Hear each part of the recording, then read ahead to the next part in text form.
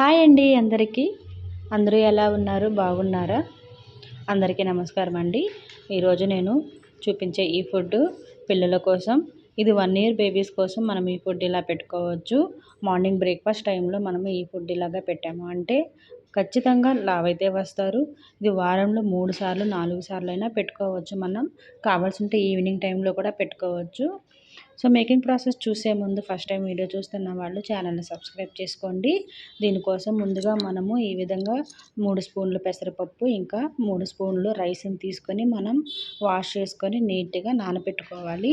ఆ తర్వాత ఇవన్నీ కుక్కర్లో వేసేసి తగినన్ని వాటర్ మనం వేసుకొని మూత పెట్టేసి విజిల్ తెప్పించుకొని అది వేరొక బౌల్లో తీసుకొని ఈ విధంగా స్మూత్ పేస్ట్ లాగా చేసుకోవాలి. అంటే పిల్లలు తినేది కదా, సో అందుకోసం మనం కొంచెం స్మాష్ చేసుకుంటే ఈజీగా ఉంటుంది. తర్వాత ఒక కడాయి పెట్టుకొని దానిలోకి 1 కప్పు పాలు వేసుకొని బాగా మరగనివ్వాలి. ఒక పొంగు వచ్చిన తర్వాత మనం ఆల్రెడీ స్మాష్ చేసుకున్న ఈ ఫుడ్ని మనం దీనిలోకి వేసుకొని కలుపుతూ ఉండాలి. ఇలా కలిపేటప్పుడు కొంచెం కేర్ఫుల్గా ఉండాలి. ఇలా ఉండలు కట్టేస్తుంది చూసారా, నాకు ఆల్రెడీ ఉండలు కట్టేసింది కొంచెం వేడవగానే. సో అందుకని కొంచెం ఒక 5 మినిట్స్ కలుపుతూనే ఉండాలి ఈ ఉండలంతా పోయే వరకు. సో పిల్లలు తినడానికి ఈజీగా ఉంటుంది ఇలా ఉండలు లేకుండా ఉంటే. ఇదంతా సిమ్లో పెట్టుకొని లేకుంటే మీడియం ఫ్లేమ్లో పెట్టుకొని మనం ఉడికించుకోవాలి. కేర్ఫుల్గా ఉడికించుకోవాలి. ఈ విధంగా పొంగు వస్తూ ఉంటుంది. 2-3 సార్లు పొంగు రానిచ్చిన తర్వాత బాగా ఉడికింది అని అనుకున్న తర్వాత పిల్లలు కొంచెం స్వీట్నెస్ ఇష్టపడే వాళ్ళు ఉంటే కొంచెం బెల్లం పొడిని యాడ్ చేసుకోవచ్చు దీనిలోకి. లేకుంటే నట్స్ పౌడర్ ఉన్నా కూడా మనం దీనిలోకి యాడ్ చేసుకుంటే బాగుంటుంది. నా దగ్గర ప్రజెంట్ నట్స్ పౌడర్ లేదు అని నేను జీడిపప్పులు ఈ విధంగా తురుముకొని వేశాను టేస్ట్ కోసము.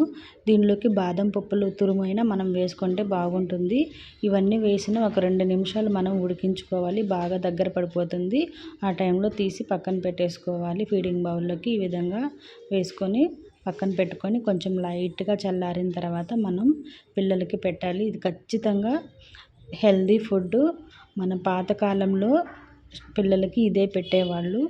కావాలంటే ఒకసారి టేస్ట్ చేయండి, మీకే నచ్చుతుంది. అసలు ఉడికేటప్పుడే మంచి స్మెల్ వస్తుంటుంది. అంత హెల్దీ ఫుడ్, ఖచ్చితంగా మిస్ చేయొద్దు ఈ ఫుడ్. ఈ వీడియో మీకు నచ్చితే ప్లీజ్ లైక్ చేయండి. ఈ రెసిపీ ఎలా ఉంది అని కామెంట్ చేయండి. నచ్చితే లైక్ చేయండి. కంటెంట్ నచ్చితే ప్లీజ్ షేర్ చేయండి. ఖచ్చితంగా సబ్స్క్రైబ్ చేసుకోండి. Thank you so much watching my video. Bye.